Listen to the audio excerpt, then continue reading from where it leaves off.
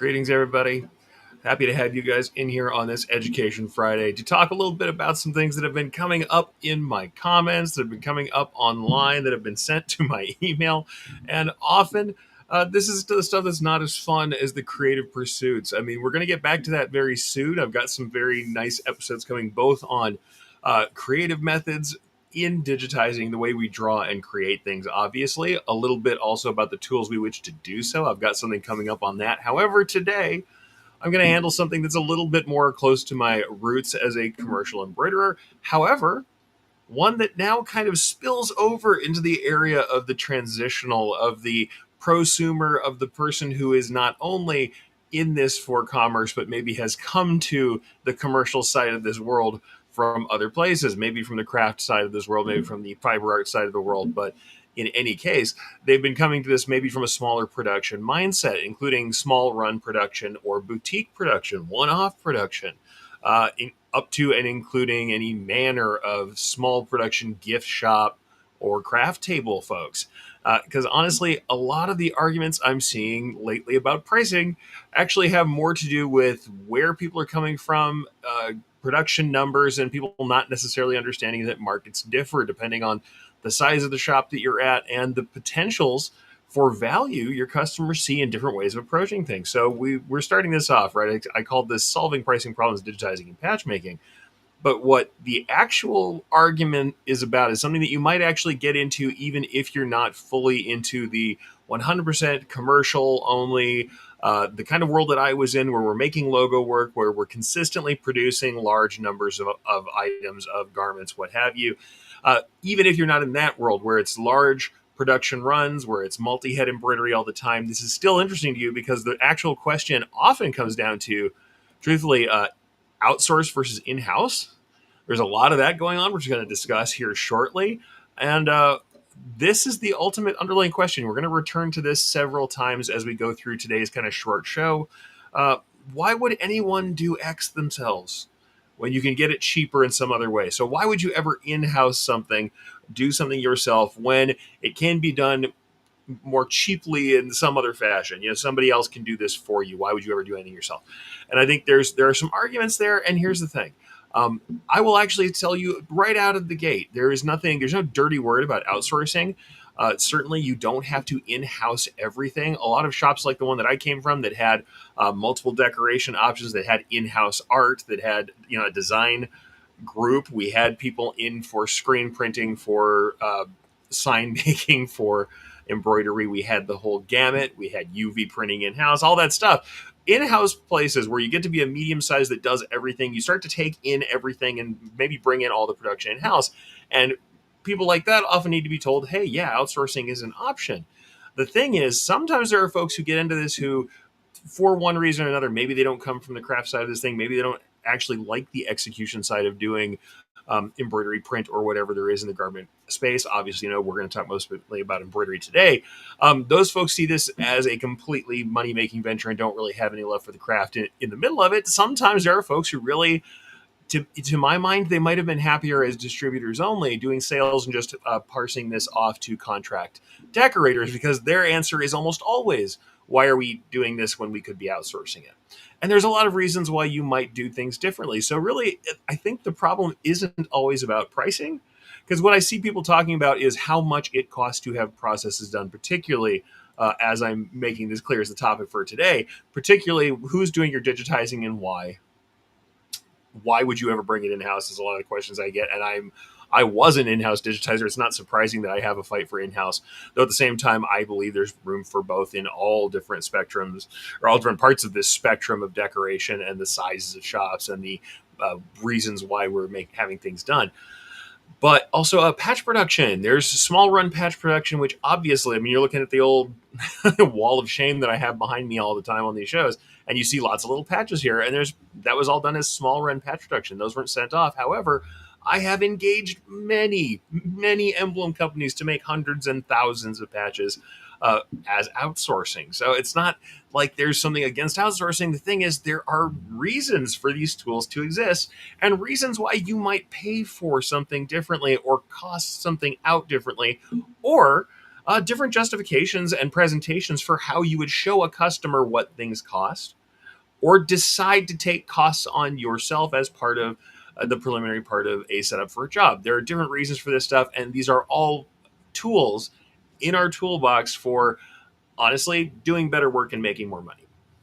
All of these things are possible, and honestly none of them is off the table. The thing is, I often see people, especially if they're coming from my side of this craft, of the commercial, dyed in the wool, completely commercial side of this thing, where you have come into this on the business side, you don't have maybe as much love for the individual grinding process of doing the decoration.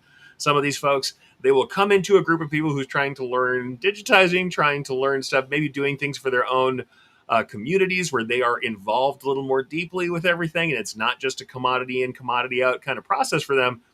And just jump in the middle of their discussion and say, hey, why would you ever make a patch? Farm it all out, price it this way. I don't care if you need 10 of them, have 200 made and price them all out so it works. That's something you can do. I've even told folks to do that when they know they're going to get tons of repeat business and it makes sense. But there's reasons why you might make a few patches. There's also reasons why you might want to digitize in-house and have some control over your digitizing. There's also tons of reasons to have somebody very experienced do your digitizing, especially if you're still learning, or if it's something outside of your sphere of possibility or your sphere of skill. That's something that I did many times. And I'll say this, can I digitize a dog? Yes. Did I love to hire people who love doing that kind of work if they want to do breed pictures, pet portraits, stuff where I'm going to have somebody really drill me on the detail? Yeah, I don't love doing fur the way I like doing logos. That is 100% true. If I could hire somebody who loves doing fur work to do it, I would, and I did. There's reasons why you would do it. The thing is, we have to serve value in all these things. So really, that's what I'm trying to think about. What's the value proposition for all this to our customers and to us? And do the results make sense of all this? So that's really the question we're talking about, right? So we're talking about pricing. Right now, I'm just going to tell you, if you are here today for me to give you a per 1,000 stitch price for your stitches, that's not happening. We can have that discussion again. I've done it before. We can do it again where we get a little closer to that, and I tell you why. But at the same time, I'm telling you right now, from my experience, I can go pointing to this little background behind me and say, this patch right here was made for an actual local sheriff's department. That one didn't cost nearly as much as the one above it that looks just like a normal sheriff's department patch, but was made for a movie. Is there a reason behind that? Yeah, lots of reasons. And some of them have to do with the production style and who was doing all the work and the creative on that. Does it mean that these two things should have cost different per 1,000 stitches? That's up to you to decide. But at the same time, I'll tell you for sure that they did. Value propositions are not one and done, are not cut and dry, and a dollar per 1,000 doesn't serve everybody the same way as it should, and doesn't actually encapsulate the amount of labor you're putting in and the amount of value you're bringing to the table quite often. So yeah, it's about that today.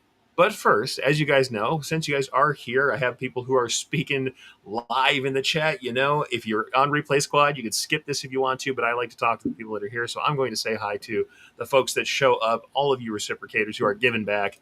Let's say hi to some folks who are in here. Heidi, happy to see you. She says hi all. Happy to have you here, Heidi. Doug says, hi, everyone from hot Los Angeles. I'm going to say, you wouldn't think so, but Pennsylvania, I'm still, the humidity, I know, I'm a baby about the humidity sometimes, guys. I'm from the desert. I was born in the Sonoran Desert, and boy, I think I might have belonged there. The humidity makes the heat rough out here, but we will survive. Doug, glad to see you're here. Chuck saying good afternoon. Good afternoon, Chuck. We have Frank, who's an awesome person who shares his experience as well as all the education out there from across the pond. Frank, thank you for being here. Good evening, Frank. Heidi says hi to everybody.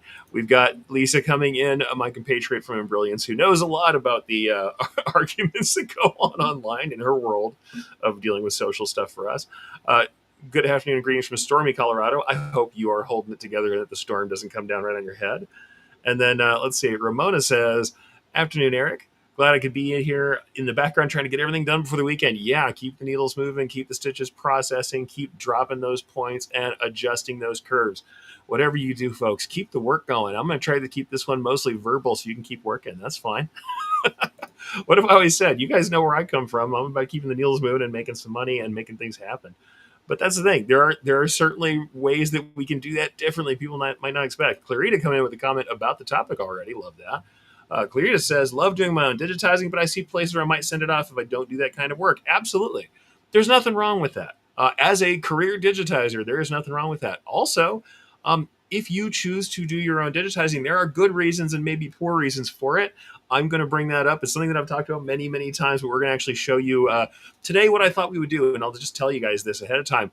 I have lots of presentations I have given and continue to give over the years. I am always submitting and teaching at shows. Well, the truth of the matter is, I'm going to bring in three of my presentations and give you a little bit of each one of those that I think is pertinent to this discussion real quick. So part of that really is about why would you want to bring stuff in-house? Because the argument actually in the digitizing world now, with so much digitizing available from everywhere, I mean, you can't say the word digitizer without having somebody call you and pitch you on stuff, myself included, despite the fact that I make my own stuff. Yeah, the argument is always, why would you ever touch it? I've got some reasons why you would touch it, but it's not cost. And that's the real reason why it comes into pricing all the time. But yeah, for sure. Ron has to head out and is catching on the replay. Love that. Grab a drink, chill out, have a great one, and I'll catch you on the flip, my friend. We've got Maureen coming in also saying, finally sunny in Fort Washington. Hopefully you're doing all right out there. But yeah, catch some sun while you can. Always a good idea. Get outside, touch grass, see the world when you can. I'm not always good about that, but I'm certainly trying to be a little better as I can. All right, so let's get back to this, right? Let's just talk about this stuff for a while. Like I said, this might not be for every one of you, but I think we're just going to do a little bit of discussion about why cost is not the only factor in all of this. And I think that's really what I'm talking about. We're talking about pricing problems because people are continually going out to making the only comparison for why someone would do something or not do something in-house, why that they're valuing something in a certain way, entirely based on the initial cost layout from the decorator. And I think that that's and I will try not to use any colorful language, a very poor way, very poor, better than the one that I was going to say. A poor way of making that decision is going entirely based on this kind of dollar for dollar, entirely cost in, cost out way of looking at things. Though I am going to talk to you a little bit about how people adjust this stuff and how they talk about it to their customers. Because that's the other problem too, is that people really think about, how is this going to be explained to a customer and how can I justify it? How can I make sense of it? And so I am going to discuss that as well. Like, how do people deal with digitizing as part of fees? It's something I haven't taught for a while, but it is something I think is worthwhile to discuss.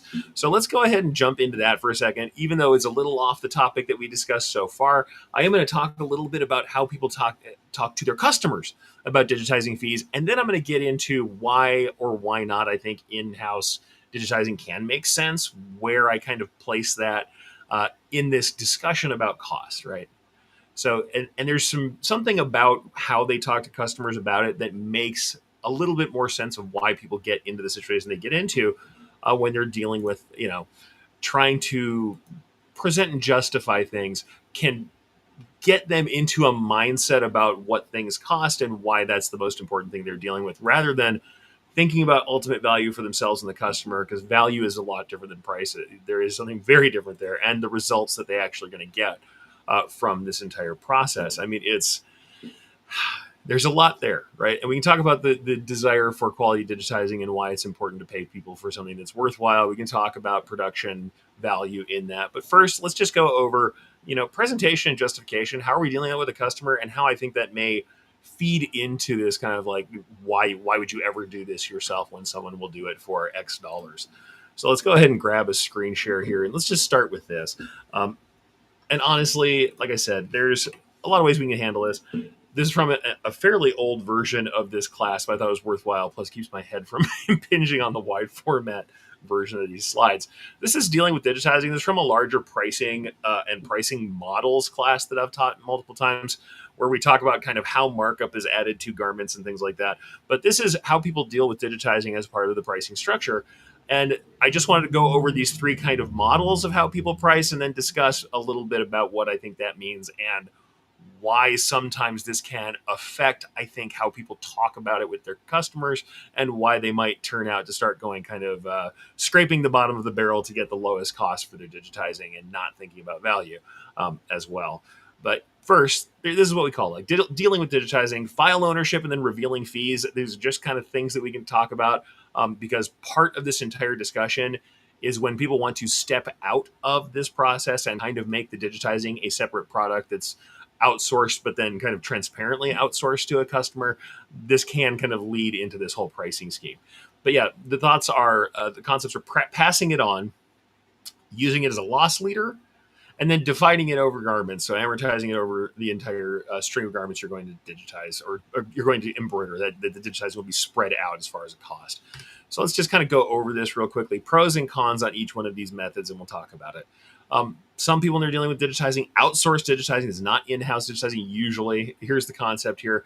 They're directly assessing costs. They're passing the file to the customer directly. So when people are in this mindset, I think this one leads to more of this cost concept anyway.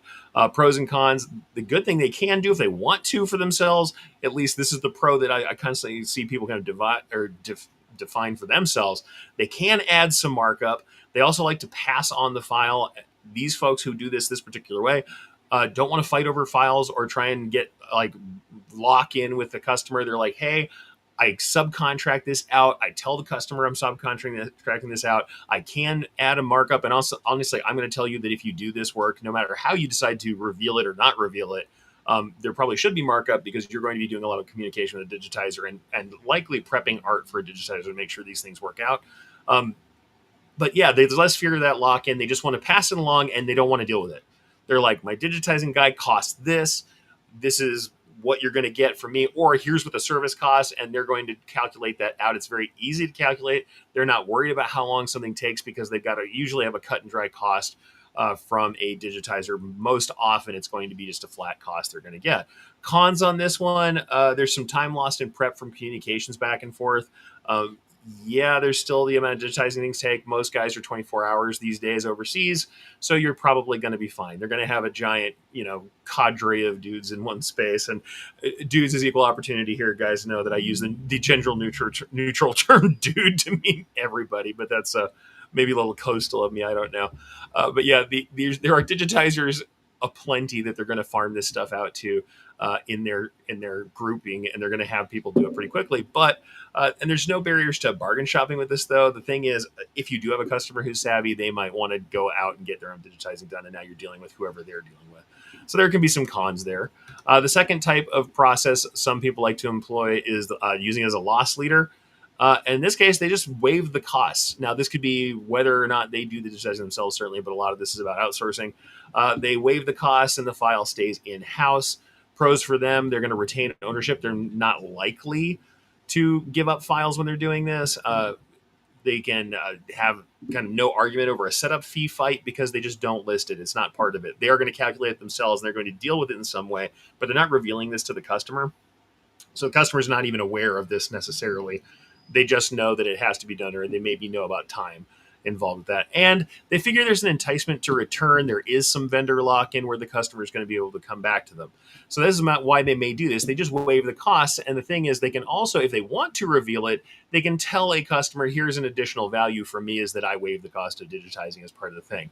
Truth of the matter is, no cost is ever truly waived. They're probably being charged this in some other fashion. It's going to be pickled into the entire setup. Now, here's the thing. If they have a business plan and they're reviewing their books, then I'm going to tell you that cost is going somewhere. It's not disappearing. The money's coming from somewhere. And at the end of the year, they're going to have to figure out where it's coming from at the very least. But at the same time, to a customer, this can feel like I'm getting a free service on the lead end. Cons on this one, you can't directly assign profit to digitizing, especially if you're doing it yourself. This can be a pain because then as a digitizing person myself, I've been in this situation where my work was technically free. And then I would have people higher up than me in the chain look at digitizing and say, hey, this is not a profit center, so it's not really doing us any good. We should just be getting rid of it without thinking about the rest of the value propositions. Also, opportunity costs in this, there is some opportunity costs. You can't do certain things with the way you were handling this, and certainly you can't necessarily get certain things done in this fashion. You're not going to be able to charge in the same way. You can't really change fees or deal with this in a way that's very direct.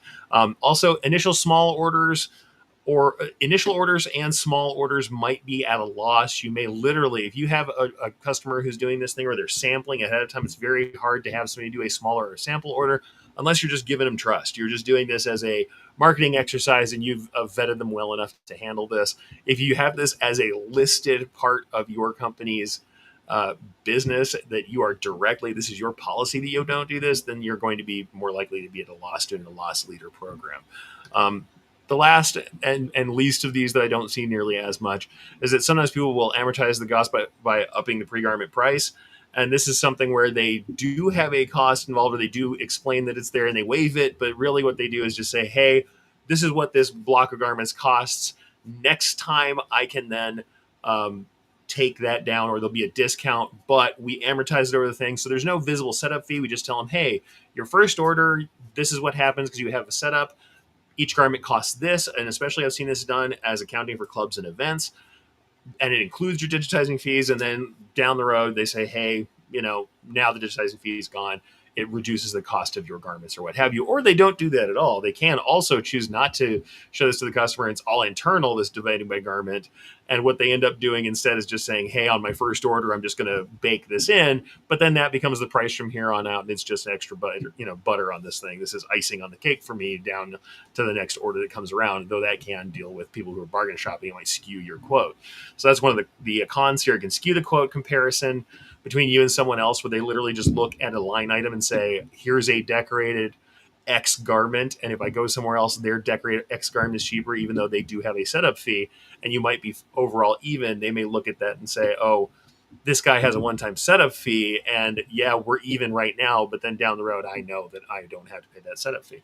And secondly, it hides the value of the process. I think with all of the versions of this where we're kind of hiding it and being less transparent from the customer with this stuff, it really ends up being something where we are devaluing the concept of digitizing to our customers, whether we're outsourcing it or deciding to do any of it in-house.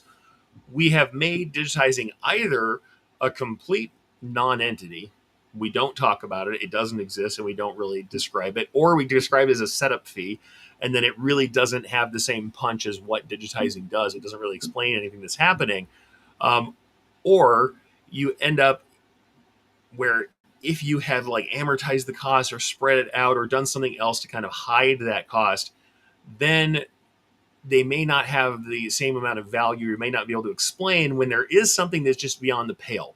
When they have digitizing that is extremely detailed or takes more money to get done, or they move from doing left chest to jacket backs that are fully detailed, what have you, if you've done the kind of work, the loss leaders, whatever, and you decide to kind of make that happen at the left chest range, at the cap front range, you may find that doing other kinds of work that are in that range of setup, where you kind of make it this hidden or otherwise kind of obfuscated setup fee, you can't justify that.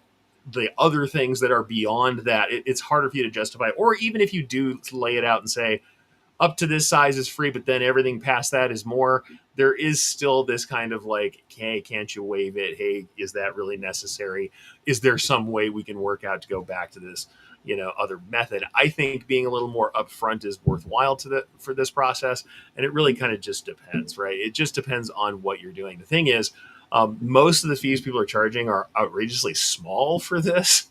And frankly, I would say, especially when I'm seeing people outsourcing their digitizing pretty frequently, even when they're outsourcing, they're forgetting how much work they have to do in the communication side to get this thing done, because they're charging, even if the digitizing is very small, is sub $10 from whatever overseas source they're getting. The amount of time they've spent literally just handling the process and the email back and forth and the making sure it's working out is already worth more or has more value to it than they're charging their customers.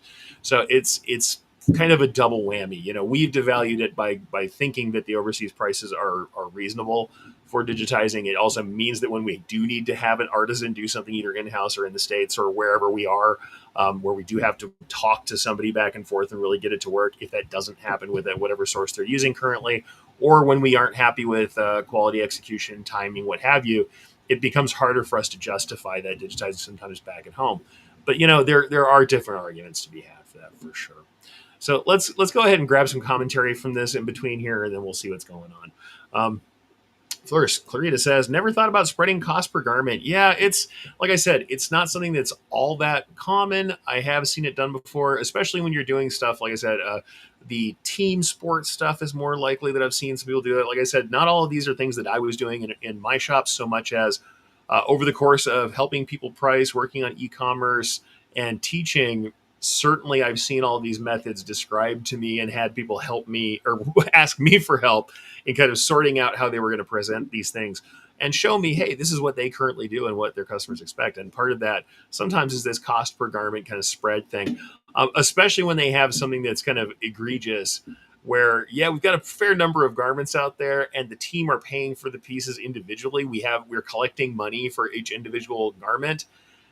Then people sometimes really like when they have a large setup fee, especially we're doing, fronts, backs, and names. We're doing some pretty crazy stuff. You're racking up a pretty good setup fee and maybe some art time in that, spreading that out across, the digitizing and the design fees across the garments looks nicer to the individual players. And it means that we don't stick the club or team or school or whatever it is with the setup fees as part of their costs. We can work on that, especially when it's also has a fundraising component. That's when I see that mostly. Doug says, I do a setup fee. I always test any file. I specify one-time setup fee for each type of item. That's a perfectly fine way to handle that for sure. Barb agrees with Doug on that one. Heidi has an interesting question, which I think is worthwhile to handle here. What are the views on calling the fee a digitizing fee versus a setup fee? I don't love setup fee. Though I'm also going to tell you the truth of this matter. Digitizing is a highly technical term, and you might not think of it as a technical term. But the thing is, most people don't really understand what digitizing is, and the framework they might have, if they're the kind of folks who've been around like media digitizing or, say, book scanning, which is another kind of thing where it gets called digitizing, document digitizing. It really is scanning or conversion. I've got a cassette tape of something, a VHS, and I now want it as a video file. So I go to have it digitized, and somebody slaps that sucker in a machine, and out the other side comes the file. That's the reference for it for some folks, especially if they're completely novices to the world of any kind of decoration. And we should not expect anybody to have arcane knowledge of what we're doing. Then digitizing isn't even the best word constantly. I sometimes will go to the process of saying, okay, in fact, the one way my bosses used to like say is we need to program this for the embroidery machine. Yes, that's also a misnomer, but programming has a different kind of respect, maybe less in the days of everybody assuming AI does everything. But programming for the machine is a little bit different than that. Or we would talk about somebody interpreting a design for embroidery. They have to do the interpretation and digitizing for embroidery so the machine understands how to execute that. And then we would often educate on this stuff. Now, if a customer has any interest whatsoever, we would describe what digitizing is. If they really don't, and they're the kind of customer, there really are those customers who are like, I want money to come in and shirts to come out. That customer, we don't beat them over the head with it, but we do explain that it's a time process. It's a time-consuming process that takes a human in between, even if we're not doing it ourselves. So I think that's something to stress here is that be aware that the word digitizing doesn't always have a great connotation as far as how much labor it takes. And especially if you're doing it yourself, the best thing I think any of us can do is if we have any information about our companies that we're producing, if we're producing social media content, if we're producing, even if we're producing literally just leaflet style content for an individual sales site, I would show someone at a digitizing station drawing, even if it was a stock media photo, so that someone understands that there is a process of redrawing, if nothing else. Even if they think you are tracing an image, it's still a human that has to do a process for things to get done. So I would say that's my rubric on it. That doesn't mean that you can't call something either setup fee or digitizing. I like to explain it when someone is receptive. It also lets people understand the value difference because you have a different interpretation than somebody else might, and your skill is involved in how well this thing turns out, or the skill of the person you contract. And that still does allow you to present a value difference between yourself and another shop. And part of what is the thing I talked about earlier here? Value and results. So the value you present to your customer isn't just how cheap can I get this done. It is how clean of an execution can I do? How can I make your result the best embroidered result you can get? Maybe I can create something that is more than just a slap of the logo that you brought me in exactly as it came into me. I bring it out in stitches exactly the same way, and I don't have maybe any input about what sort of processes, materials, or what have you I might use to make it better. I might not tell you anything else except for just get it in stitches on your garment. Uh, if we can do more than that, we should also be presenting that to our customers. They understand that there's value there. And we should be looking at the ultimate result. If your garment looks much better than someone else's, feels better to wear than someone else's, has some sort of artistic aesthetic difference from someone else's, and that gets you the job, it may not be a money in, money out thing. Yes, there are lots of bargain shoppers out here, but bargain shoppers aren't the people we actually want to court the most. We want to court the people who are going to let us work the least and give us the most for it. Why we're always courting and trying to position ourselves to be the Walmart discount rack of decoration, I don't know. Constantly looking toward the person who's charging the least and saying, but they're charging less, and I'm just like, yeah, well, I know people who pay more. It's not saying you won't have to take jobs that aren't advantageous, but it shouldn't be who you're aiming. That shouldn't be the aim of what you're trying to do. All right, Brian Bailey, creative and brilliance, and working on awesome projects, says, "Happy Friday, everyone! Happy Friday, Brian. Thanks for being here." He's been around all this for a long time. I'm sure you've heard this argument a million times. And by the way, by no means do I say outsourcing means you don't need your own software. Now, that's just a plug for our software. Hey, get whatever brand you want. Hey, Stitch Artist really is very inexpensive. Even if you don't digitize, there's really no argument not to have some ability to control your machines and create your own files. So that's not, I'm not letting you off the hook just because I said you can outsource. I think you still need software. And I know you're going to be like, you're a shill for a software company. I have been saying this my entire life as an embroiderer, and this is pre-digitizer. The very first thing, I cannot tell you how excited I was the first time I understood that we had software in-house to work on the machines. Hence why I became a digitizer, because I knew just how much we needed control over our machines, and you can't control them if you can't do anything to create stitches. My argument has always been everyone absolutely without fail needs lettering software. That's not an argument. That's a truism. You should never be paying somebody for a name drop. That's wild. It just needs to be able to be done in-house and quickly. It's the point of doing personalization. Uh, Overnight should be personalization. I mean, really. Now, yes, I understand that's not always how production works, but that should be the goal. Someone should, if you're just doing name drops, it'd be great if they can walk in and walk out. It's not always the way it's going to be, but if you're going to set yourself up as a personalization shop, absolutely, the idea of having somebody else do your names is crazy. But beyond that, I'll be honest, if I have an embroidery machine, I want to see digitizing software somewhere. Because even if I just need to add some stitches to a design or maybe make a global underlay to tack things down so that I have less shifting in the hoop, or let's say you are in our ecosystem and you suddenly have to work one garment that's on knits, needs to use a logo, and so you need some sort of knockdown stitch like we have an Enthusiast, or some other sort of nap tacking stitch that the other folks have. Certainly with us, you get Enthusiast very cheaply, and you slap it in there and get an automatic knockdown so that one garment doesn't cause you grief. Having the tools is really important. You don't have to become a master digitizer. I think you do need to run a little digitizing software. We have that argument here. But I'll tell you again what my arguments are for in-house in a moment. But here, let's go ahead and grab a few more comments before I get into my reasons for insourcing, outsourcing. And then we'll also, after that, we'll get into the patch making, small run patch making, because it's a very similar discussion. I think we hit on a very similar kind of feeling and reasoning that drives people to fight over this stuff. So let's go ahead and grab Ramona in here. She says, when I have a production order for patches, with the digitizing fee, I give them the first patch for free. It's the test patch. That's a fine idea. I love that idea. Why not?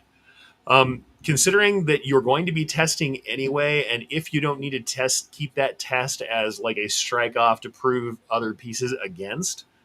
Yeah, there's no reason not to do that. That's fine. And in fact, that's the other thing you could always do is build into your fee a first quality garment. and gives everybody one more garment that comes with the, comes with the piece. The only problem with doing that with garments is you might have a sized garment that gets ruined that you have to replace because you're doing samples. Patches is a lot easier to make that choice. But yeah, that's a great idea. I hadn't really done that previously myself, but I do love that concept. That's nice. Anything you can do to add value to the process is wonderful, because generally the run is usually not the most expensive part of this thing we're talking about digitizing. It's the time spent, or even the creative time. Even if you're having somebody else digitize, if you're going to test their file, which you really should, that's still a lot of time spent. So you do need to be working on what that means to your bottom line. All right. So Barb says, I charge a one-time digitizing fee per logo or design. My setup time is built into the price of the garment. Setup is different than digitizing. Digitizing fee is a separate line charge item. Yeah, that's totally fine. Like I said, this is the nomenclature of the thing varies from person to person. I think it is absolutely reasonable to have setup fees as well. The great thing is, I would say to allow for education for customers who want it. Which I mean, I've said that previously, but I think that's you have a customer who will tolerate education. They really do get things better once they see it or know it. I think it's a worthwhile thing. Even if just on your website you have a how things get done, and it goes through the 5 steps or 7 steps it takes from you to get from art to the final piece. That's always a lovely thing, just to have people have an awareness of it. Marianne says, all shops now charge a setup fee of $15 or more. Absolutely. Yeah, no. And I don't mind paying that fee. I truly know what is involved.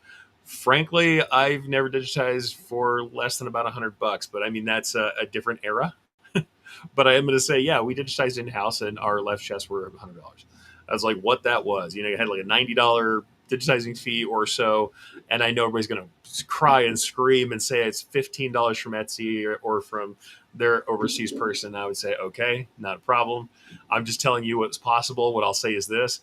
I was in Albuquerque, New Mexico, not the most economically viable place on earth. We had lots of problems, and I made over 16,000 files I know are in my backup right now, and we got paid for each one of those suckers pretty much. So not all of them. Not all of them. We did some loss leaders. We did some prospecting, but at the same time, almost all of them got paid for at that rate or better.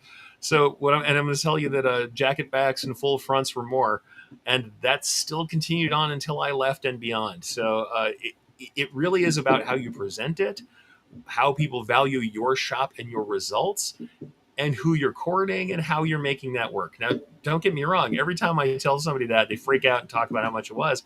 I ask them over the course of how many of our garments they make for a return customer, how much that really is per garment, and it's often minuscule. Because people will be making these like a logo for a high school that they're going to run tens of thousands over the next 10 years, of pieces. And you would think that it's not that much, but you'd be surprised sometimes you're into the thousands, depending on what you're making or how many times you've reused that logo for different clubs, teams, officials, what have you. You make one mascot head and that thing goes on everything with different text around it. The cost is very minor, and explaining it in the right way is worthwhile. And if you make a very good version of it that looks better than everybody else's, there should be a reason that you get paid for that. At the same time, it's totally fine. It is totally fine to outsource that. And especially if you're getting quality outsourcing, you have somebody you can deal with and you have some creative input, then some of the arguments against outsourcing are certainly less salient then. But we'll talk about that in a moment, why you would want to in-house and what that means. And I'm going to talk about that in just a second. But like I said, there are arguments about it. I think that the way we present it is part of that too. Lisa says, some customers feel that the digitizing fee means they not own the electronic file. The best thing you can do is to make that clear from the outset. For our customers, they did. Now, here's the difference between what I did for our customers and what we have going on now. And sometimes what the issue can be, because people can research and do know a little bit more and are usually a little bit more canny about this stuff. We would give you the output file. And when I mean the output file, I'm going to tell you that is the bare DST. And so because we here are generally embroidery people, if you are not somebody who's embroidery, you might not know ahead of time, but you guys who are here right now probably do know. DST file is the old school Tajima formatted file that does not include color information as part of it. It has the stitches and where they land, the start and the end of these stitch blocks, any sort of jumps that are going on in between, and codes that can trip the trimmers, not necessarily a trim code, but jump codes that trip the trimmers. It is very basic. You can use it to reproduce stuff. What I'm going to tell you is The thing they got for free from us was the bare DST file. You can take it to another shop. They're going to have to work out the colors with you out of their set. Now, honestly, shops don't always have the same colors anyway, so they're going to have to check it out of what stock they have and what brand of thread they were using. But we were going to give you that. What we did do, though, is we had an upsell where you could get that file plus a sample and a printed color guide to the file, including placement and position information. And we would put that in a nice little folder that was branded, and we would give that to you as part of the digitizing fee. And when we explained that to our corporate customers, they paid an extra additional fee on top of everything to own all of that and to bring that home. And we would also tell them that as part of that, we keep your file on in our backups in perpetuity, which we did anyway.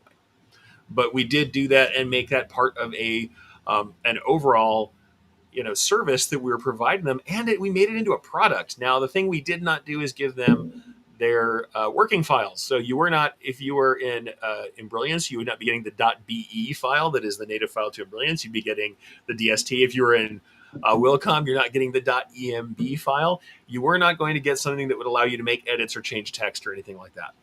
That we did not provide unless someone did pay more for it, and we charged release fees to get that out. So we did something in between. You wanted a bare DST file to take to your next shop? Awesome. Number one, that's something that I was okay with, because just because they have that DST file doesn't mean they're going to do the same execution, stabilizer, running of the machine the same way, number one. Number two, if someone is at the point of pulling that file, if they're just wanting it for a backup because corporate says they have to, which does happen fairly often with big business accounts, they are told they must have the digital file. I've been told that a million times, and I had that been on requisition orders.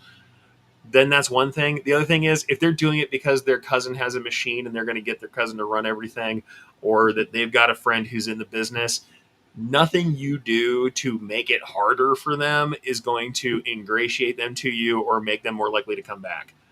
By the time they're pulling their file, or they're angrily pulling their file, let them have the file.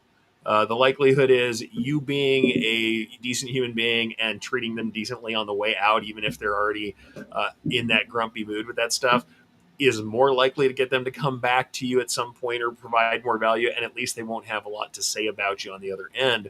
Certainly, if they're already angry, they might, but if they're not angry, they're just looking for that file, and you start to play games with the file, you can have issues with that. If you want to maintain the ownership of the file, make it clear ahead of time.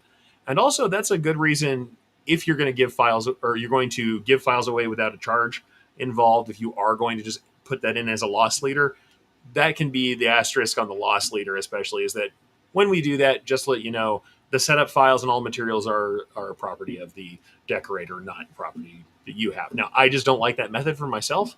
For me, it's always been, you can have an output file.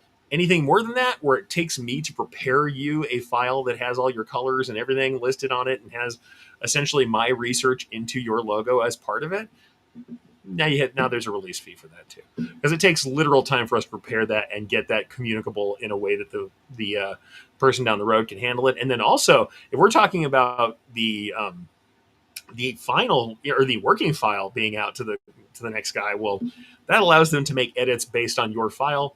You may want to think about that one, or at least attribute some other value to it. So yeah, let's go. Last few comments on this one, then we'll go ahead and finish up here with why I think there's reasons to outsource digitizing, or why not to outsource digitizing, the reasons why I think are valuable. Then I'm going to go just very briefly over the patch comment, why you might want to in-house patches and what that makes, like, why would you do small productions. I think it's like I said, part of the same argument, but I'll try not to make this a super long episode just on this topic. All right, we have a couple of other folks here. Let's see.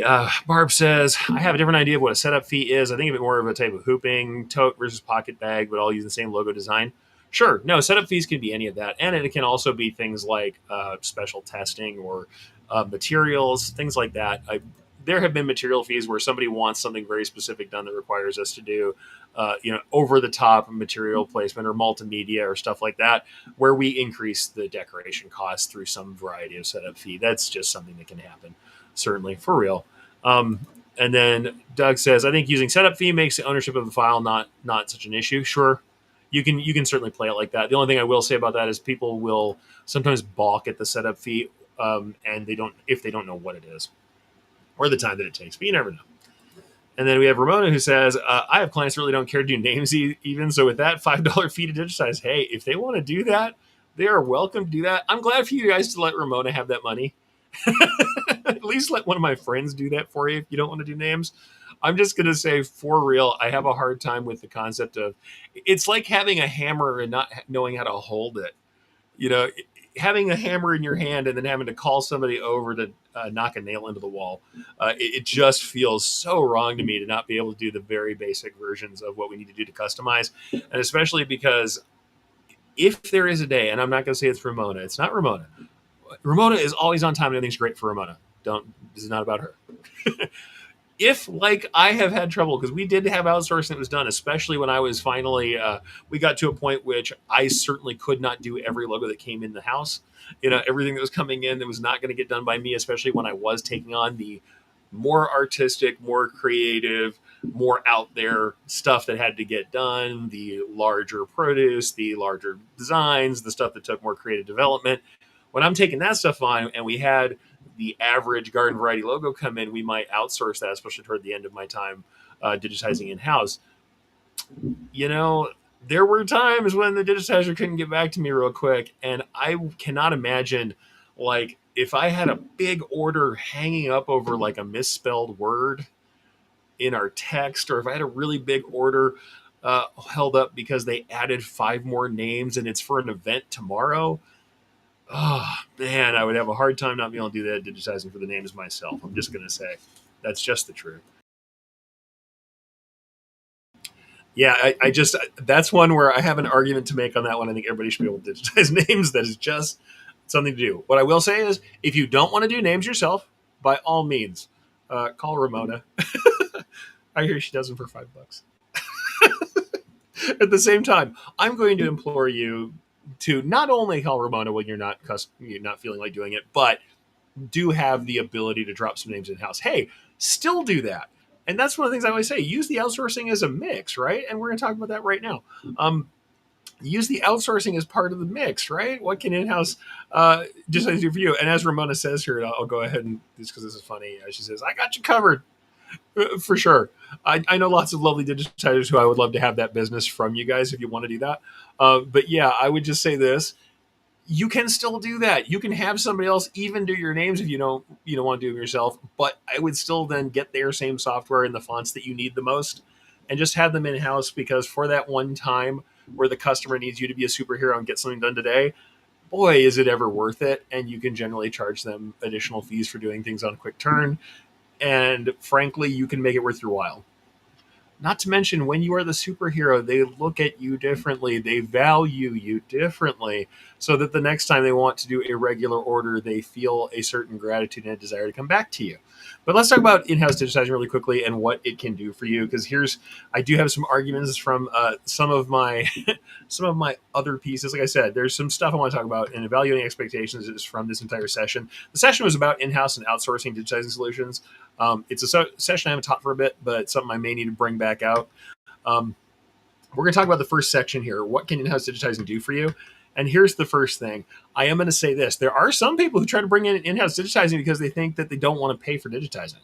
And this is the one truism over the top of anything else. That is the worst idea, worst reason to bring it in ever. It's almost certainly not enough justification to bring digitizing in-house just because you don't want to pay for files, because the time you spend, especially if you don't know how to do it, if you know how to do it and you just are tired of paying for files and you think you can do it faster than the guys who are doing it outsourced, which very likely you cannot, I don't want to pay for files is not a good reason because the files are cheap. The problem you may have is that you have to have them done 3 times. You might not get exactly what you ask for, or whatever the problems that often come up with outsourcing. I certainly had a lot of those myself, size and quality being the largest two for me. But I don't want to pay for files is not the great reason.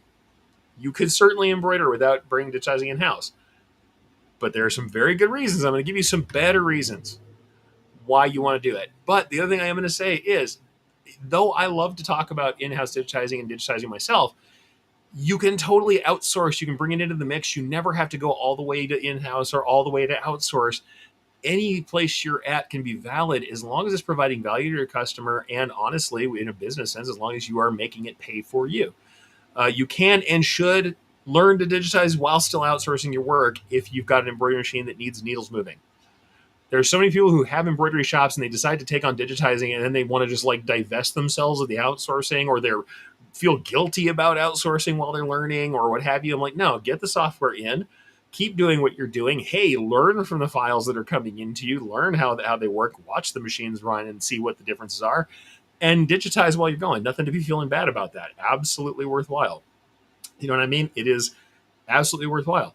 So you can and should learn to digitize while you're outsourcing, but you can totally make outsourcing part of your mix no matter how far along you go. Like I told you guys, I still outsourced at the end of my kind of in-house time. I still outsource stuff, especially if it was stuff that was not in my creative wheelhouse, right? Uh, Also, like I said about names, you should still be able to customize and personalize. You should still be able to do compositing, small edits when necessary, and I think name drops yourself, even if you don't digitize. But here are the three big reasons. I'm going to go ahead and get myself out of the way of this here. Let's go to this other version of the screen share. The better reasons to digitize by far than money are responsiveness, production control, and creativity. So here's the big argument. Remember, I told you earlier that what I keep hearing is, why would you have anyone do X? Why would you do it yourself when you can get it cheaper? And this is also producing patches. Why would you ever do that if you have an entire, you know, essentially an entire network of people, an entire workforce waiting to do this kind of work for you? Why would you do it when you can get it cheaper? Because of these things. And these are the arguments I would also say for in-house patches. We're going to talk about again in a second. Responsiveness, production control, and creativity. So let's kind of go over those briefly. Responsiveness, quick turnaround. If someone absolutely must have something today, yes, I know a lot of digitizers are 24 hours. It's a lot better now than it used to be. But if they need to be responsive, not only responsive with the quick turnaround on the full patch job, the digitizing job, whatever it is, but also because they're going to be discussing with you, because this is the rest of this, the other responsiveness, the other quick turnaround is you're going to have to make a few versions of this to get it approved. You're going to have to alter it to make it work for some creative or functional reason, or you need to have an in-house expert with whom your customer can consult to get the job done. For my argument to that, why we did this a lot and what made sense for us to have in-house, I did all of this with all of our clients, certainly, but it really was like the best example of that was working with the movies. Movies and TV folks, when they were shooting, everything had to get done quickly. Changes sometimes happened pretty late in the day, and sometimes that change required a wardrobe change or something to change about costuming or about something else that was in the background, whether printed materials or stuff that we were doing with fabrics or with signs. And consultation with an in-house expert, the number of times I had somebody who had a really great idea for what they wanted on a patch on something, but they were not embroidery people. They were designers. They were not necessarily, even if they were costume people, they might not know embroidery very well. They could hand something off to me that was not reasonable for embroidery, and I would come back to them as part of this process with a version that was going to stitch and look right on screen. And so toward the end of me working on that stuff, it was also that they would literally hand me something where the art was not optimized for embroidery, was not ready, where the sizes were not listed, but because a lot of the stuff we were doing, especially depending on the show we were doing, we would kind of get ourselves involved in the process of the show to the point of knowing I'm going to do a bunch of police and fire stuff. I know how police and fire stuff is supposed to look, not only because I've made the real stuff before, but because I know the sizes and processes these guys are used to. Them having that relationship with me was a value add. So that responsiveness is there. And it's also going to be, it's going to come back up in the creativity. But yeah, also quick turnaround. Just you need to get something done right now, and it needs an alteration right now today. That is still hard to do, even with overseas 24-hour turnaround digitizers. And even though they proclaim the 24-hour turnaround, you may not have the same guy doing your initial work on that turnaround that fast. Some people are, some people aren't, but you'll have to do that research to find out who is. Also, production control, quality and efficiency. Every time I outsourced, I would bring the stuff back in, and frequently enough, because we did have outsourcers who would either give us working files or I would rework things or replace fills out of things or resequence them, I would drop thousands of stitches, minutes off each run. I would drop tons of color changes or trims out of designs. And even if we complained or explained or told people what we wanted, always the stuff that I had done outsourced versus ours was less efficient. Now that's just in normal, efficiency. It's not necessarily anything more than just reducing stitch counts, reducing densities, doing better pathing or sequencing. But the other problem was uniform style, because we would have somebody do more than one, logo for someone, or maybe they would do more than one setup that had a central logo in it. And if you outsourced it, you didn't know who was doing each logo. And sometimes you get wildly different um, logos back and forth when you were dealing with whoever was doing the outsourcing. When I allowed the sales folks to do their own outsourcing, or when we had people doing their own outsourcing, they would frequently enough end up where the same logo looked very different between these different people. Right, the same logo would come back looking very different at different sizes with no change to the art, and that consistency wasn't there. So, like, we would have one version of the logo for one region, one for the other, and maybe the only difference is, there's a state border outline around some logo element or something else, and you would find that the logo was very different and the sizes were different, or maybe even that one of them would change out of font. Yes, this is stuff you can control for, but you're going to have to find who's going to control for it. Next thing, creating for your own equipment and capabilities. If you have, especially if you have a multimedia shop that's doing specific work, you may have to have somebody that can create for that multimedia setup. They may need to know the way that you do work in order to do the files the way you need them, especially, like I said, for specialty work or for multimedia. And ultimately, output tune for your workflow. The other thing that I did, and this is certainly something that's kind of in the realm of personalization, when we had large personalized or multi-decoration setups, I tuned my output files so that machines had like size runs at head counts that made sense, so that my individual files would help smooth the production flow. Now, you can also do that with reorganizing files that are given to you, things like that. And it might not be a big deal, especially if you're adding your own name drops with an existing logo that's digitized. That can be part of that. But I would tune my output for the workflow so it would make it easier on my production people, and so that I would have fewer dead heads running nothing at any given time. So that's something that is really kind of fine grained production tuning. And then creativity, obviously. Experimentation. If you want someone to experiment with weird stuff, with 3D lace, with different kinds of thread, with that kind of stuff, working with an outside digitizer can be kind of difficult for that stuff. If you need a bespoke solution for one particular job and it has to be done for some kind of really weird material that is not common to have, but you're sitting there with it on hand, if you're having to have a digitizer come back and forth to you to work on that, that can be difficult unless they're very communicative. So non-standard materials, non-standard placements, maybe using equipment that's not the industry standard, unique treatments that are not something that normal for most embroiderers to do. That stuff can be difficult. And I will say, though, that this is also how digitizers now market themselves. You'll see a digitizer who will show pictures of a certain treatment that they do, and sometimes, sadly, show pictures of other people's treatments that they've done. I know myself and a good friend of mine, Justin, suffers from that one a lot.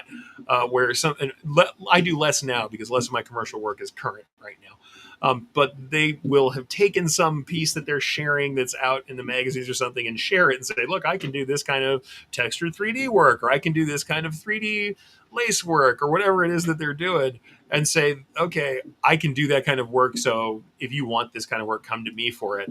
And certainly the whole 3D textured foam was a big one for a long time, where those were being marketed as real. Now, the other thing we're having now is people using AI to do the same thing.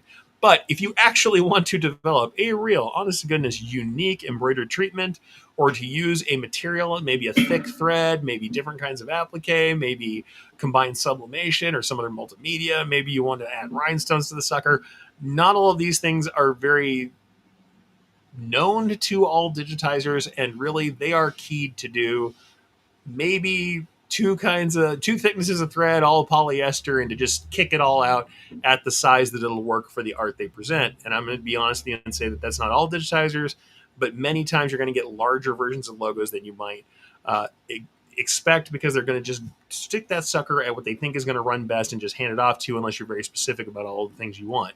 But especially if you want to get into things that are outside of the usual creative bubble, you're doing weird quilting, you're doing, like I said, lace or 3D or weird fabrics, weird materials. You're doing cut and sew of some kind. You're doing panel program.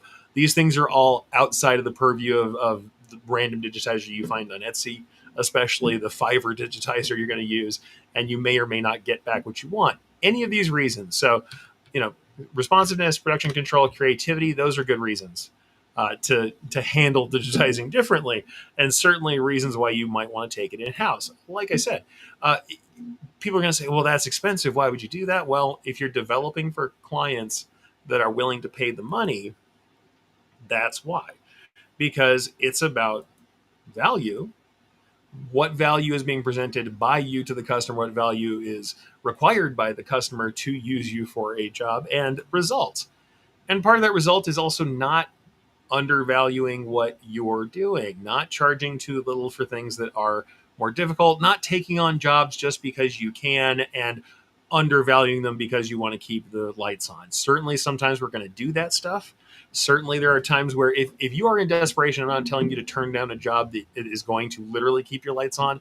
However, if you continually leave yourself on razor thin margins, slit your throat to save, a penny, you are going to find that that's why people come to you, and bargain hunters are the most fickle customers you can have. When someone else has a better bargain, or if they figure out how to outsource more efficiently than you, or if they convince people to use a different decoration method that's cheaper than what you have the ability to do, they're gone. And they might come back, maybe, but they're coming back to follow deals. They're coming back to follow coupons. These are not your primary customers. It shouldn't be the base that you're courting, at the very least. So let's go ahead and see if there's any more comments here that are worthwhile. We've got some other stuff here. Ramona says, in-house digitizing. Took me 6 hours to draw a cow face. $90 only cost me $90. Yeah. So yeah, I mean, you have to know what makes sense for you. And I agree with Barb on this one. She says, wow, Ramona, with your expertise and experience, I would think you would charge far more than $15 per hour. Yeah, but I think she was saying, I thought you were, I don't know what way you were doing that. If you're talking about what you were charging, you talk about somebody else was charging you. You'd like to tell us how that goes. Like I said, it's all about knowing your costs, though. If you know what it costs for you to do what you want to do and what you need to make per hour, because that's the thing that often comes up in all of this. People will kind of balk at each other for what things cost. And I find that on both sides of the coin, people are actually not fully aware of their own costs, their outlay, and everything else. So it is frequent that people will come to this game and say, why would you do X like this? And then they start talking about how they do something, or even how they're doing the outsourcing. And then I'm saying, okay, did you calculate how much time you're spending on your outsourcing? Did you calculate how much time or how much it's costing you to warehouse all these extra materials? Just scripting what an in-house might say. Yeah, no, for sure. I think that's the thing. It's like it just depends on, like I said, it depends on how we present this stuff to our customers as well. It really can be a thing where we have to look at those costs. But then the thing is, even if we know what it's costing us, like let's say we know what our in-house digitizer costs, yeah, and Ramona says, of course, I do charge more than $15 per hour. I know. I had a feeling you did. But here's the thing: when we're talking about our costs, even if we know what things cost in-house or outsource, we know what we need to make to keep our doors open. There's a ton of people who are looking at this, and they are overlooking things like ways that they're losing opportunity, or that they're bleeding time, they're bleeding some other resource that's not direct payment. So, and that can mean they need to outsource more. That can mean they want to in-house more. Because the other thing you can be losing are customers that want specialty work that would pay more. And that is another thing you can lose. But you can also take too many things in-house that don't make sense for you and end up with opportunity cost problems where you're spending a lot of time on individually making things that someone else could make cheaper. Certainly, I can understand that. But there are use cases for which it makes sense to do that. And the thing is, every time somebody says, oh, how could you ever make money? I'm like, well, that's the thing. If you know what you need to make, not only to keep the lights on, but to make profit, and you know how long it takes you to do a thing, you know if you're making money or not. Like that's the problem. If you don't know that, no matter if you're in-house or outsourced, you don't really know. If there's no calculation, you don't really know. You may be profitable at the end of the year. If you know income versus outlay, that's awesome. That's great to do. I'm not saying by any means that the only way to be in business is to be draconian about every hour. But if you want to know, does this task that I'm doing or does this outsourcing that I'm having done make a difference to my profitability? You have to know what you're actually spending on everything, because marketing time, time spent emailing somebody, time spent running samples, time spent digitizing, time spent calling people, any of these are time. And ultimately, as much as it is just the oldest adage, the oldest saw ever, time is our money. That is what we're actually spending, and opportunity. Anytime you're making money, it takes a certain amount of time and effort to do that. We want to reduce the effort and increase the profit. That's what we're looking to do. Less time, more return. That's the concept. And one of the ways that can work is, yeah, I'm getting the same amount of return, but I'm getting more time off. That's fine too. The thing is, that resource, whether it's the money or the time that we're spending, is being spent. We need to understand that. And sometimes we're not qualifying for that. And you can also have the case that there is a job, especially like I said, with some of the patch production, some of that digitizing where I did creative work, where that customer that paid me that large amount that I'm charging does not take the same results out of somebody else who isn't dealing with them creatively. Like, I could have presented them with the garden variety digitizing version of this stuff that I outsourced, and they would not have chosen me to do the work. There are worlds in which 24-hour turnaround or creative partnership or using specialty threads or doing work that requires a design department or a design back and forth with somebody who knows what they're talking about is the entry to that world. I'm not saying everybody's doing that. In fact, I think most shops probably are not in that sphere. But where were those customers that were giving us the higher margins? And some of them were there. Now, certainly, there's also plenty of good margin customers in the normal digitize it any way you need to, get it done, make sure the quality is good enough, and get it out the door reliably. That's bread and butter. That makes sense. The above and beyond folks, though, or the people who occasionally have above and beyond job, but then trust you with their garden variety jobs, are not insignificant, though. They're not insignificant. They're not nothing. And frankly, what I'm going to tell you is lots of the folks that I can look at, even on this wall of samples behind me, even if I don't just point to that, but the people who I can think of in my career who were those people that were doing the kind of base work where we did the same thing day in, day out, and made money doing it, frequently also had adjunct jobs that required creative work and needed problem solving partners. And they would not have continued having the tight relationship with us that they did if we were just a commodity that made their average shirts. When it came time for the creative work, when it came time for the big stuff, when it came time for the retirement jacket, the award piece, the big jacket back for opening up a new department or doing a big project, which it was artistic or photographic or crazy, we were the people to do that. And us being the people who solved those problems played into their trust of us when it came down to making left chest polo shirts every day. So there is a game that's being played here where you can keep saying, why would you ever do creative work? Why would you ever have somebody else, why would you ever digitize in-house? You can get it done cheaper. Yeah, but everybody can. And if everybody can do it, then there's nobody who really stands out unless there's some other thing you're doing, whether it's in your interactions with the customers, uh, any of this stuff. You have to have something else that is the why that makes the customers choose you. And frankly, some of it's emotional. Clearly, can say, so is it profitable if we only digitize? That can be hard. That can be hard. I find a lot of digitizers struggling when they're trying to get paid when there's overseas folks who are in the mix charging so much less. But yes, it's entirely possible to be that person. But then I think you have to have that why. You have to be able to present your unique value. It can be a stylistic value. It can be a creative partnership. It can be the way you turn things around. It can be, honestly, people liking working with you better. The experience of working with you can be part of it. And lots of folks can also do more than one type of digitizing only. You can be digitizing custom stuff for people, and that's bread and butter that you might be doing. But then you're also creating a line of designs, what have you. And you can also do both. You can do either side of that play. What I will say is I do see people having trouble with it sometimes because of this argument.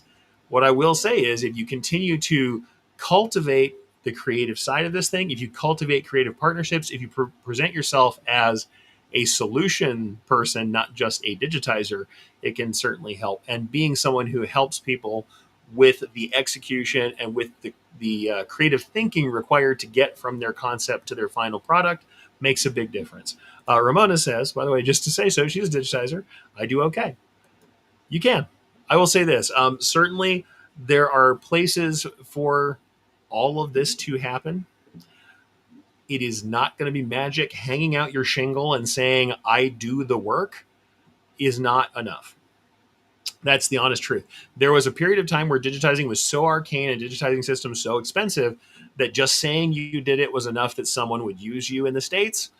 Back in the days of $500, $600 left chests, which is a real thing, used to happen back in the days of punching. That was real. That existed. In the days of 24-hour turnarounds on $5 for digitizing from random people on Fiverr, it is harder to make just random custom logo conversions like people talk about as something that is as worthwhile. Being out there doing stuff that is not the norm, being able to do more, and cultivating relationships with the people who use you for work so that there is trust involved and that they can have you help them with their solution is going to make a big deal of difference. All right. So, by the way, Ramona, one of those people too. I know I'm giving Ramona her flowers today. She deserves it. She's in the comments, so she's getting extra today, but for sure she deserves it because I know that she works with people directly and does creative work with them. I think that I made money for my company as a digitizer largely because I was providing those other things that we talked about as an in-house as part of a unit with a production house. We were just unbeatable for providing all of that stuff together in one place. And it was something that, especially because I have a little bit of design chops, I'm certainly not an ultimate designer like the people I worked with. They were dyed-in-the-wool designers. I have design chops. I do okay. But I'll say this, that with the design chops I have, and with designers in my back pocket if I want to go crazy, with all the production people there if we need something made, we could provide something in our neck of the woods. We also have to remember locality is part of what makes you valuable.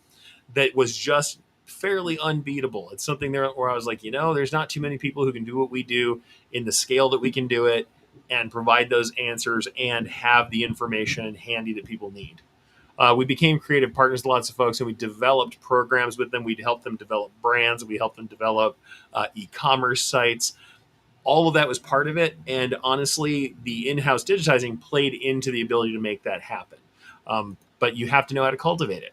And I'll just say that's the thing. As an outsourced digitizer, I think I didn't do as well as outsourced digitizers I know. But that's the thing. I was expecting to get paid like an in-house digitizer, and that was a little different. I certainly had to learn how to charge less, be fast, and to cultivate creative clientele, people who wanted something that was of a certain quality, wanted to discuss and tweak and have an artisan handle those tweaks that they had, and who wanted to explore things outside of the norm. That made me more valuable as a digitizer when I was outsourcing. But let's go ahead and do the patch stuff really quickly. I'm just going to go over the why produce in-house on patches, and we'll make this a quick thing because I think it's very much the same argument, right? It's very much the same argument. Why produce in-house? Let me actually get this into our actual presentation mode here. Why produce in-house for patches? So this is small patches. I was talking about patches of decoration, all the other reasons of why you want them. But these are the reasons why producing in-house can be worthwhile for patches. Can you get a patch company to make all your patches? Absolutely. Can you amortize costs by having enough made and charging enough per patch that you hold on to the extra and all these different ways you can do it? Absolutely. Patch companies can make stuff for you. I'm not saying it's not possible, but there are reasons to do in-house patch production, especially as it's become easier and easier over time. In-house patch production provides solutions for customer circumstances that make outsourced emblems or direct embroidery a poor fit.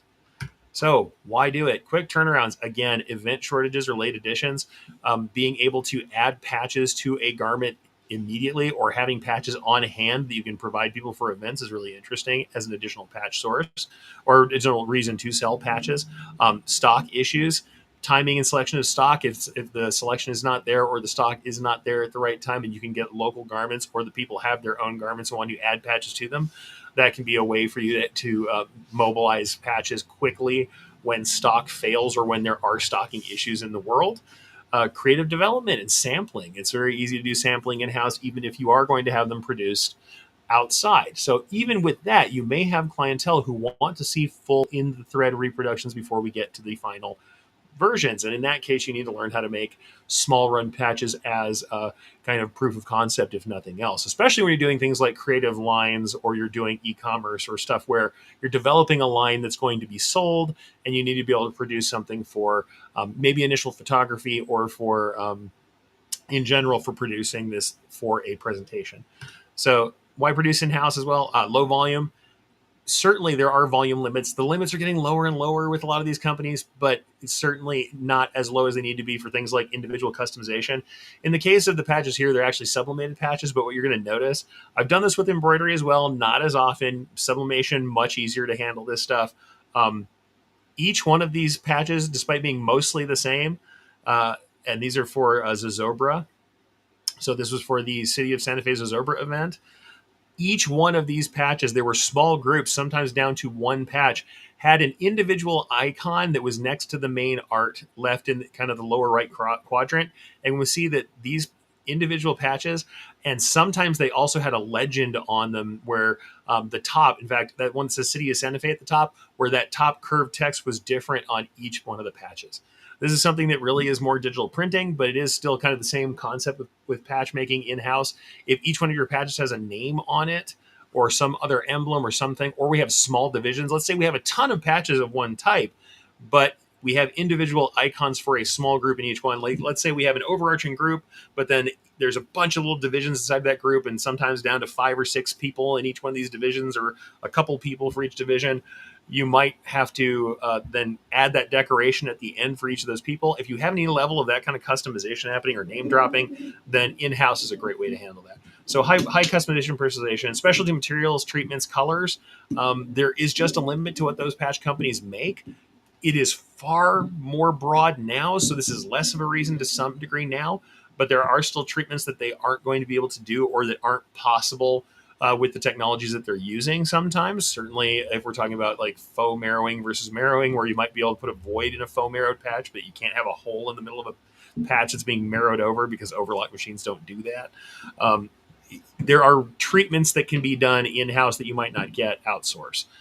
Certainly less of that now. Now multimedia much more common. Sublimation on patch is totally normal. Combining sublimation and stitching totally normal, but it does change turnaround times. It changes design work that needs to get done, and it can change minimums depending. Privacy and creative control. You might also literally just have people where they want things made in-house. They don't want a larger company to handle it. Funny enough, some of this was motorcycle clubs with me, where they were very controlled about who could get access to their patches and files. And they wanted to literally have a human being on the other side of their dealings to know who had that patch. And then creative control. Some people really do want to be involved in the entirety of the creative control. And especially if they have a stitch level kind of understanding, if texture is part of what they're concerned about, if the type of stitching matters to them, if the material quality has to be a particular certain kind of material, or there's even to the point of things like a type of material that is not generally used for patches that they want to employ as part of it. We did something like memorial patches that had stuff like that, where we used appliques that are really not normal material because it was out of something that was meaningful to the client.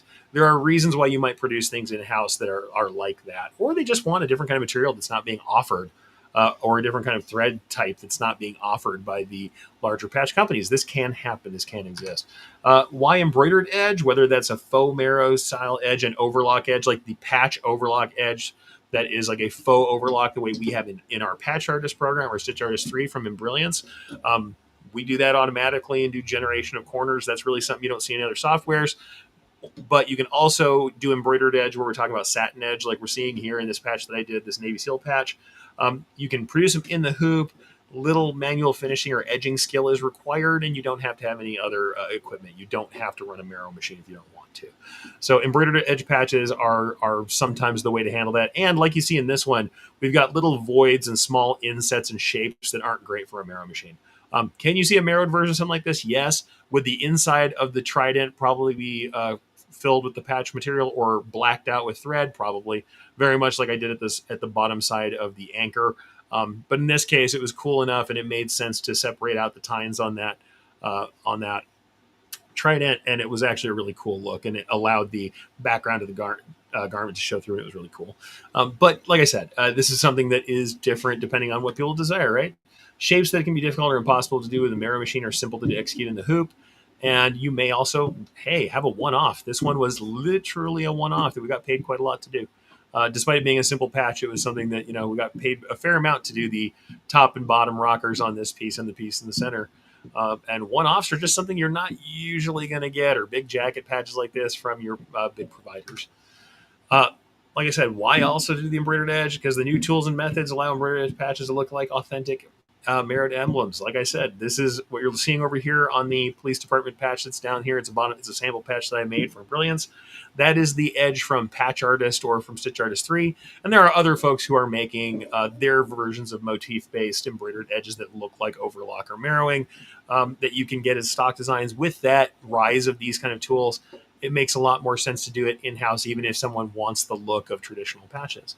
So you don't have to necessarily learn how to do manual overlock. But that's the thing. You can then do in-house creative design and initial sampling, transition to match production. The other thing I just want to make clear is just because we're doing stuff in-house doesn't mean we can't then move to mass production later if it makes sense.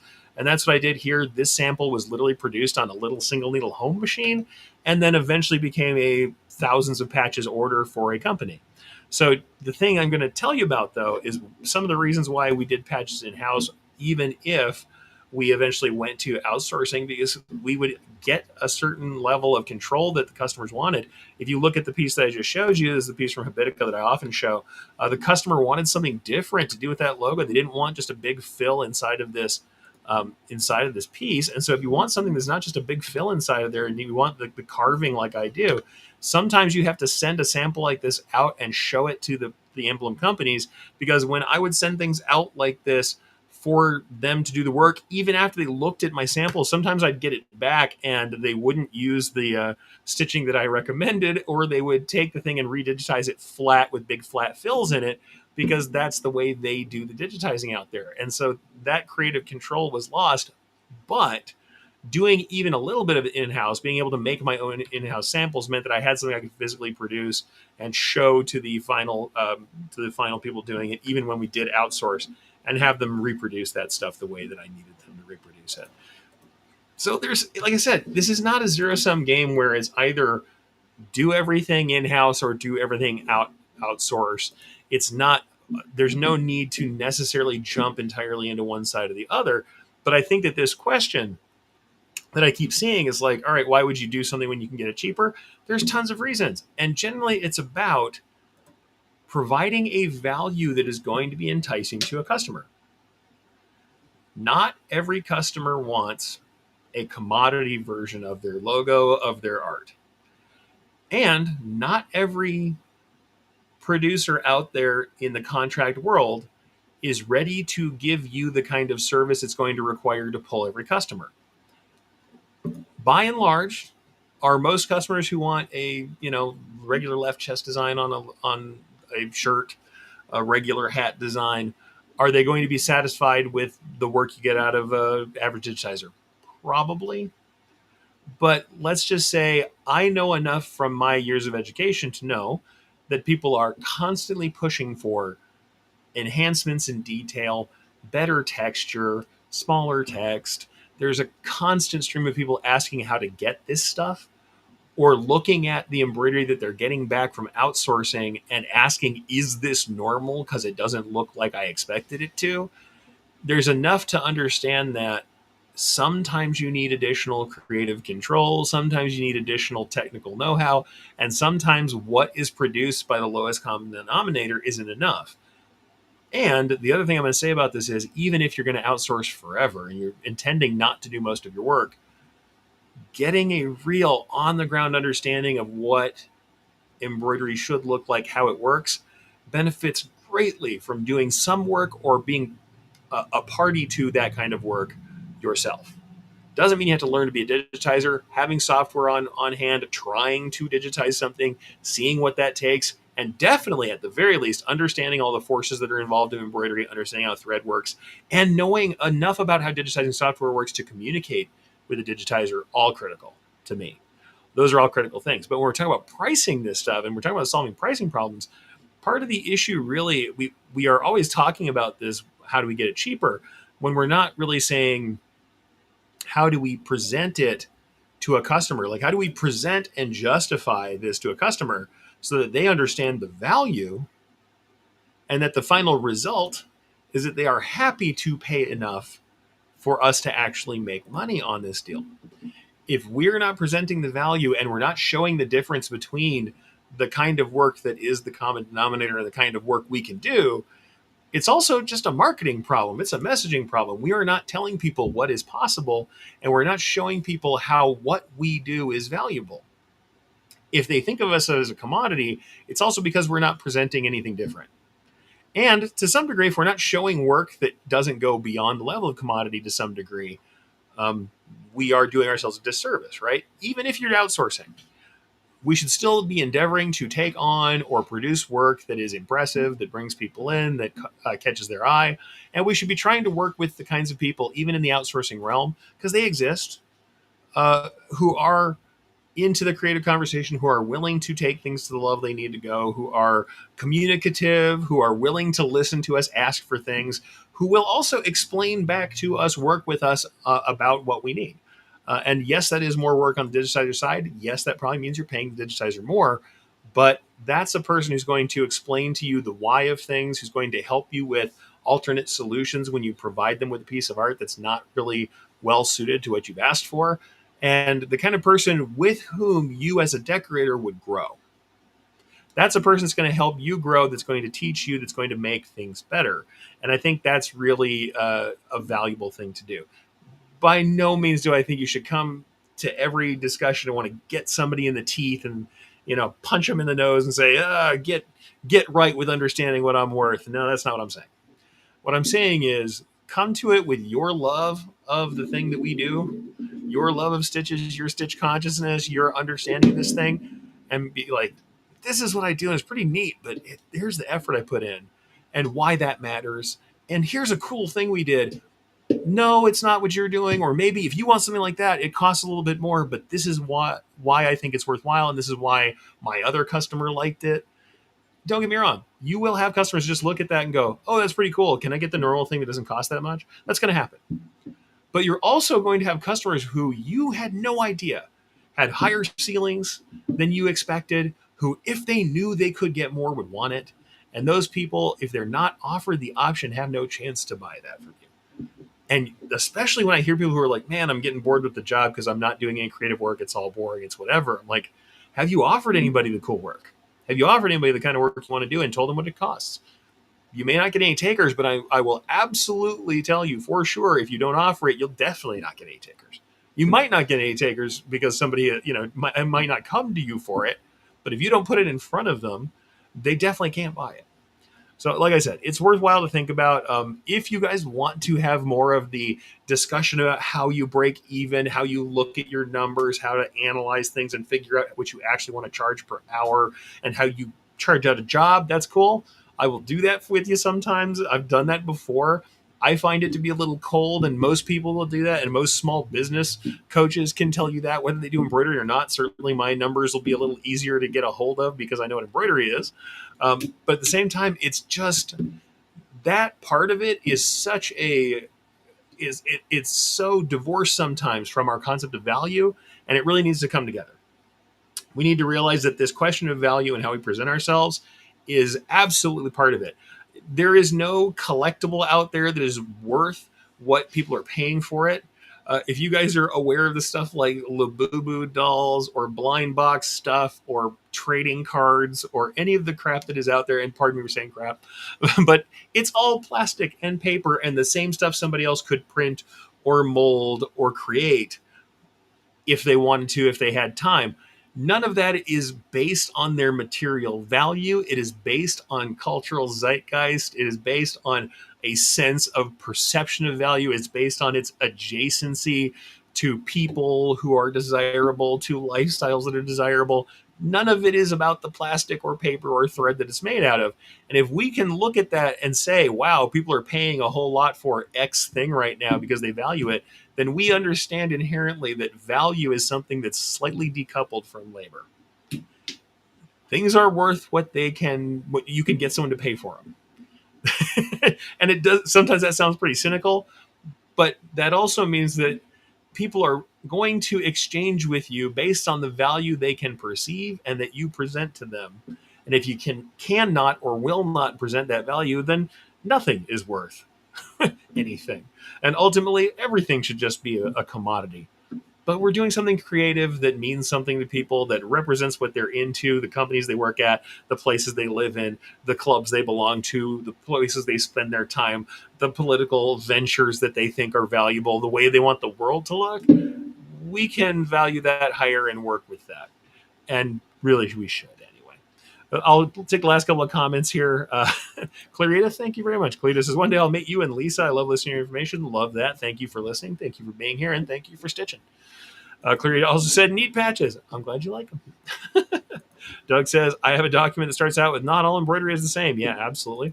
And Ramona says, oh my God, I tell people all the time, it only has value if you place value on it. Yeah, it's true. And then Doug says, not all embroidery is created equal. And here's the thing. There are people who value things differently. I mean, like the piece that I just made for you guys, if you haven't seen the freebie that I gave away for the 4th of July, and I'll go ahead and, why not? I'll go ahead and try and pull that up really quickly if I can. I don't think I have my screen shared the right way for it, but I'll go ahead and grab it as the last thing I do here as we're finishing out. I made something that was fairly retro and fairly simple for Embrilliance, a little patch that I just wanted to make. I realize, I'm here in Pennsylvania now, the home of the Liberty Bell, and let me go ahead and share my screen so you can see this thing. This is one of those things where I knew this was not for everybody, but I had to make it for me to some degree, and I knew it was something I could manage in the time that I had for everybody. So let's go ahead and actually let's go back to the screen share that I usually use for this. It's a little bit better. If we see that right here, this is the Embrilliance website. And if we go, in fact, I'll show you where it is on the Embrilliance website. If you're on the homepage, if you want to see the new freebies and projects, they're usually right down here in this strip. But this is the one, the free Retro Liberty Bell. And I will actually copy this out and put it into the chat for everybody who's here if you want to see it. This Liberty Bell patch I made, and this was based on my love of retro stuff that came out before my time, obviously. The stuff that was for the bicentennial, there's a whole lot of design work that happened then, and the collector patches that came out from like Voyager as a brand that you'll see a lot of the time. There's a bunch of other brands too.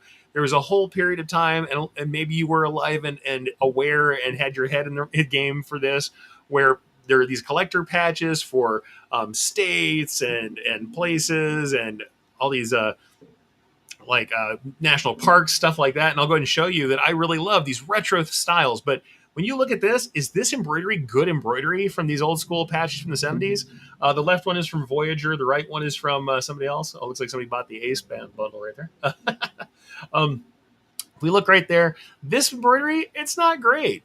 But there's something about me that just loves these very plain retro stylings. And I looked at these two pieces here and a couple other pieces and thought, hey, I'm in Pennsylvania now, home of Liberty Bell. I gotta make something with Liberty Bell on it for 4th of July and give it away. So I looked at these pieces and thought, man, I love that style. So I made this. It's just a really simple 2-color bell. It's got some curved fills, some carved satins, and some texture in it, but it's only in 2 colors. It's the gold and the bronze. Lisa Shaw was awesome enough to run that for me on her machines to get that out the door when I didn't have time yet. I wasn't set up. And but you see where my resources were looking at that. And then I decided to digitize these pieces because I just like them. The thing is this horribly difficult? No, it's not the most difficult work I've done by far. It's pretty simple. There's only 2 colors in it. There's not a lot of shading involved. I used a lot of line shading and a very shallow color depth. But man, I love this piece.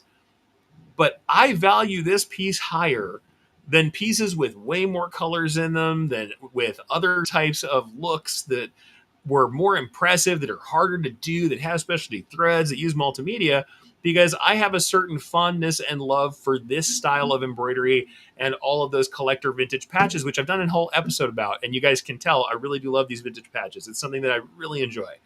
It's just a look that I like, and I like the concept of collecting these patches with these different environments and places you've been and causes and having them all over like your big denim jacket. I love that concept, even though I don't do it myself. I just like having these patches. That value, this embroidery is not excellent. There's bleeding on the sides of the bell. They don't look good. This piece over here, the text is uneven and it's not even square to the mirroring. These were mass produced. They are not more valuable, but let me tell you that they cost more than a patch you buy equivalent in the store right now because of where they come from in their period of time they were released. And to me, I find them more valuable than a better rendition of the Liberty Bell because I like the style. It's subjective, and value often is. The thing is, if you produced that patch or that style of patch for me in house versus me getting a different style of patch that didn't have that look or that nature, it looked more like a common modern patch, or maybe it was done with digital printing, which is a lovely look for a lot of people, but I don't love them for myself. I'm going to value the retro style patch more, and I am a client that's not going to pick up on the digital version of that patch that you might have made with modern technology, or that was more difficult or had more work put into it and had more colors, more color depth, looked more realistic, more 3D. I might not like that new cool 3D patch that took you way longer to draw all the elements from, way longer to digitize, as I like the retro one. Why? Because value is about someone's perception of the thing. So it's really about the presentation and justification of what we can do. It's about offering the kind of value that our client really wants. And it's about measuring results, not just taking truisms from people who are kind of claiming to know better. Measure the things you want to know about.